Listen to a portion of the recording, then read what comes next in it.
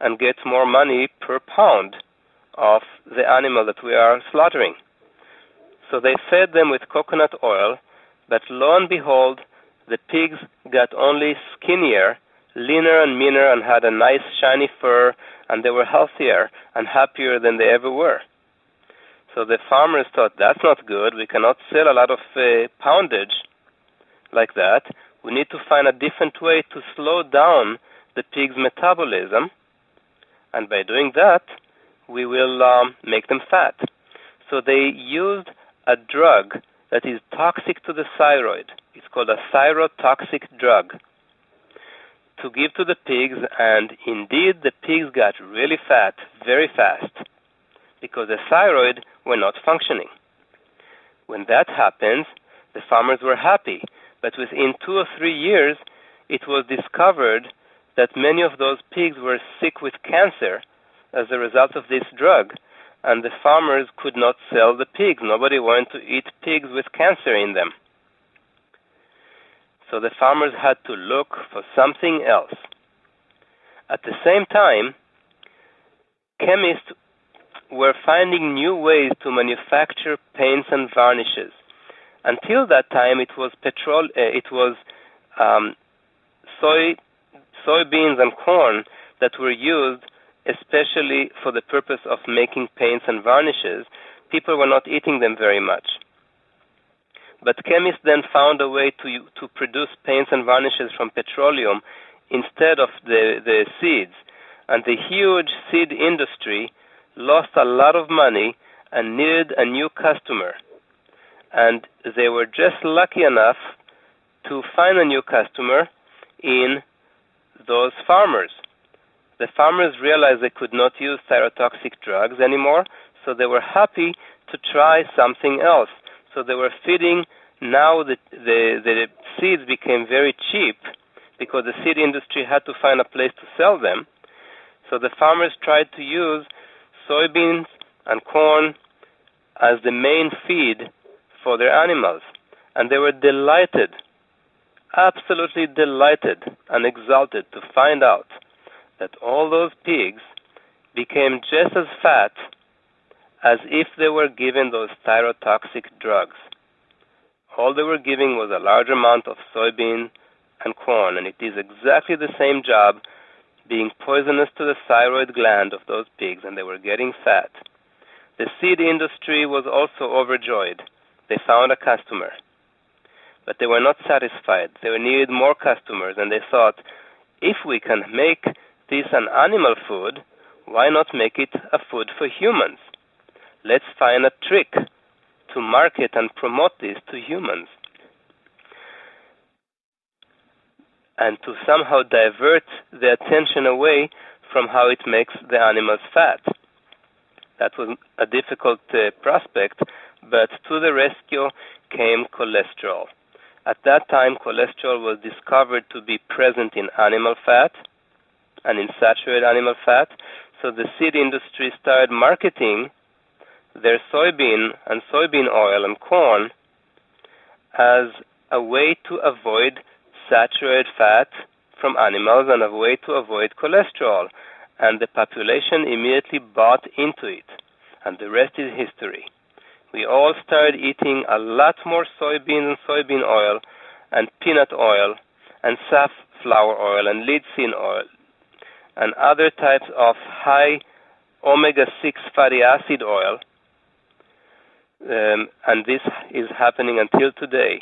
Almost in all the baked foods and all the processed foods and all the restaurant foods, the cheapest oil that you're getting, even in the health food co-ops, if you go to the deli and you start looking at the ingredients, please don't assume that the co-ops, even if they say health food co-ops, natural food store, don't believe that. Read the ingredients for yourself. If it says soybean oil or peanut oil, safflower oil, sunflower oil, cottonseed oil, don't eat it. Don't buy it. I am shocked to see in so many health food stores and co-ops that the delis are saving money using those cheap oils that are thyrotoxic to feed people.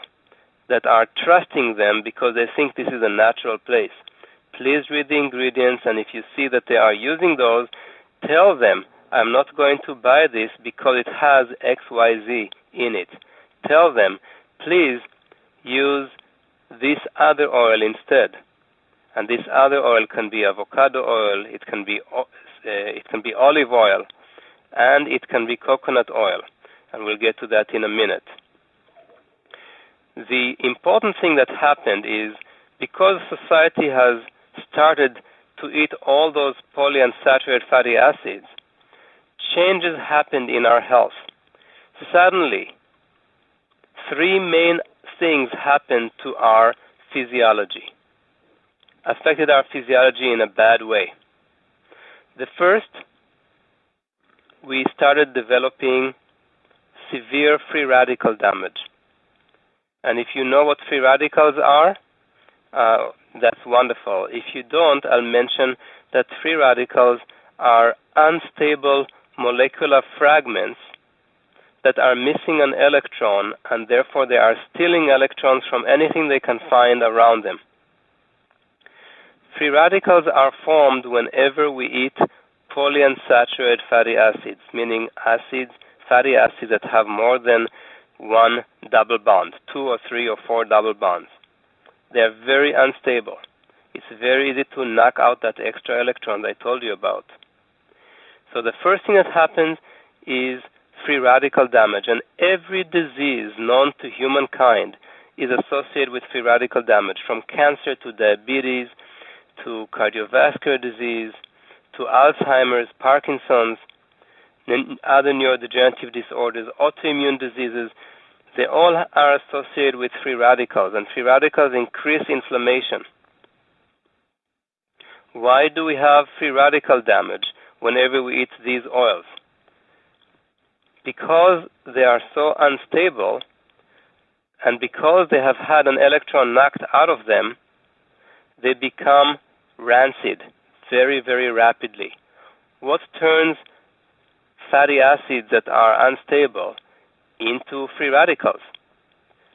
3 things: light or sunlight, oxygen, and heat.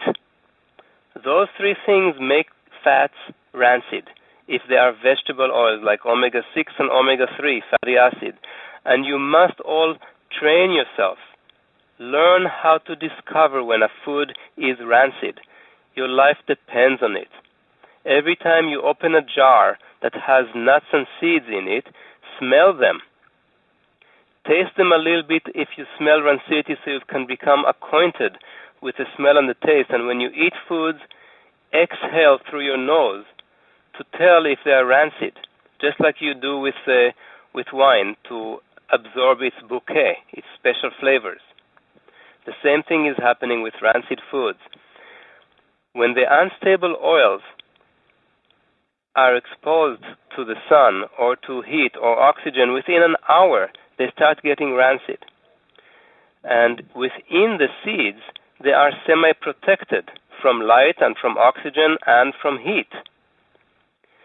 But as soon as they are exposed to heat in the human body and to oxygen in the human body, they become highly rancid, and they are now called peroxidated polyunsaturated fatty acid, or rancid fats, in other words.